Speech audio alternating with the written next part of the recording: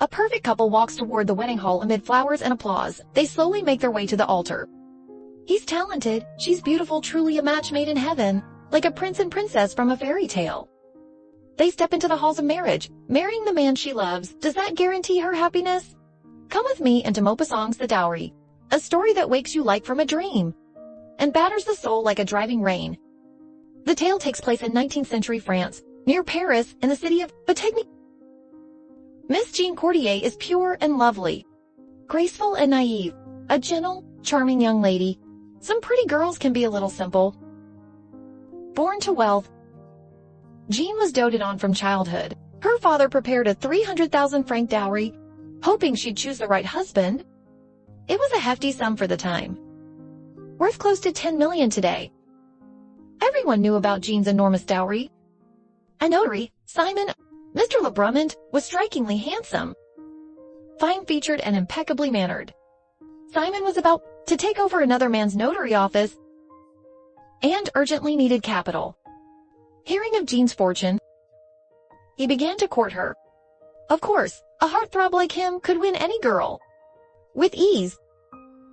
Within days of meeting, Jean rushed into marriage with Simon. At the wedding, people praised this handsome couple to no end. Afterward, Simon showered his wife with sweet talk. The two were inseparable. In just a few days, Jean was lost in his tenderness, utterly bewitched. Growing ever more dependent, she felt secure only with him by her side. Every waking moment. Days after the wedding, Simon told his wife he wanted to take her to Paris for a honeymoon, a romantic getaway. They'd married in haste, without the courtship phase. So, like many lovers, he wanted to show her romance, dine out, see shows, visit music cafes, eat well, and stroll about. Jean was thrilled at once. Leaping up, "Great, let's go soon." What girl could refuse such a plan? Simon urged her to tell her father to prepare and hand over the full dowry. He meant to invest it. Eager for their trip, her father gave the 300,000 francs to his son, yet felt a nagging unease. He warned the young man that traveling with so much cash was unsafe. Simon told him not to worry. His work often had him carrying large sums. He was used to what tit was safe. Soon after, the couple boarded a train to Paris. Seeing two elderly passengers in the car, Simon told his wife he couldn't smoke. How annoying. When they paused at placing, Simon said he'd take her to eat at the Grand Square, then return for the luggage and continue on. She asked if it was far. Simon said a bit, but they could take a public carriage. Jean asked why not hire a private cab? Cleaner and faster. Smiling, Simon said private cabs were pricey, charged by the minute. Public carriages were cheaper. Jean thought that made sense. Her husband knew how to live sensibly. Ashamed of her own extravagance, her cheeks flushed. Only later, when truth came out, what his thrift looked like a cold calculation. Just then, a large public coach, drawn by several horses, pulled up. Simon nudged his wife to get in first. He'd climbed to the roof for a smoke. Before she could answer, the driver shoved her inside. Startled, she collapsed onto the bench and could only watch, wide-eyed, as her husband climbed to the roof. It was crowded, and Jean hardly dared to move. A stout man reeking of smoke sat beside her, and an old woman smelling of dogs. The coach was noisy and packed. All shades of society were crammed in. Everyone was silent, behaving oddly. A curious mixed factory girls, infantrymen, and two haughty ladies, acting far above it all, as if the coach slighted their status.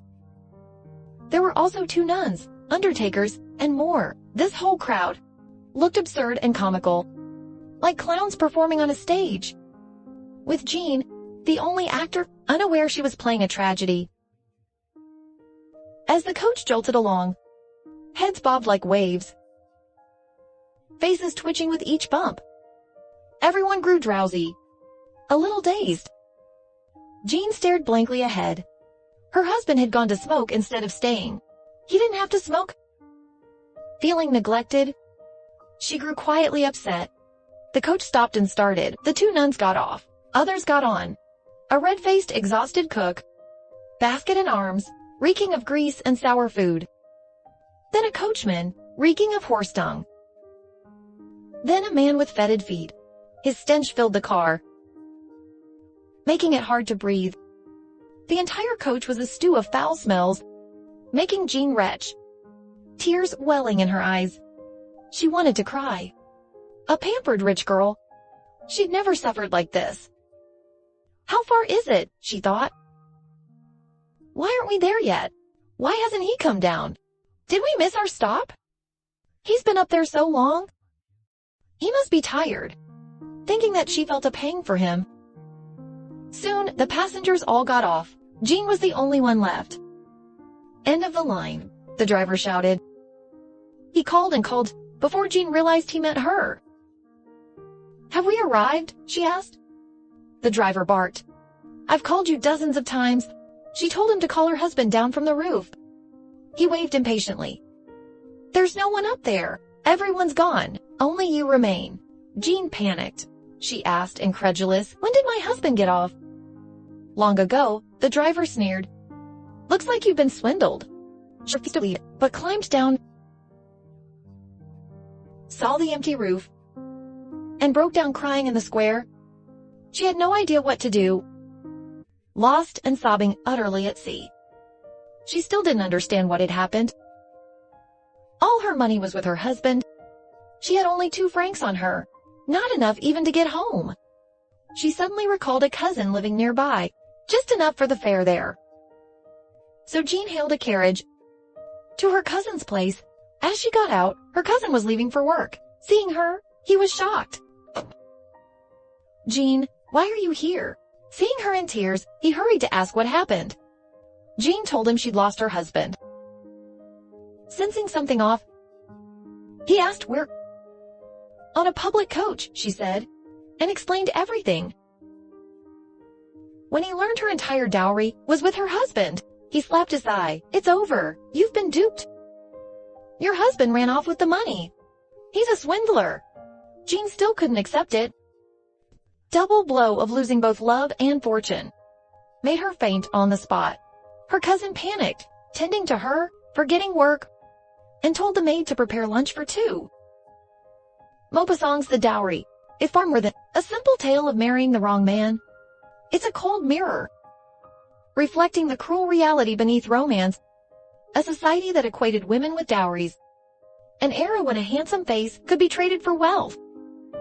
Jean's tragedy lies in living inside a perfect match fairy tale, while ignoring the true foundations of marriage, character, and discernment. The story endures a century on because it warns us, behind perfection may lurk the deepest schemes. Duty and character outlast looks and honeyed words. Without a base of love and understanding, marriage is a high-stakes bet where the loser loses all. When a relationship keeps tangling with money, love deserves the strictest scrutiny. For true love is self-skirting and not greedy taking and cold calculation. When you finish the tale, it's like waking from a long dream. It tells us that whatever the era before stepping into marriage, keeping a clear head and independence is the surest armor for your happiness.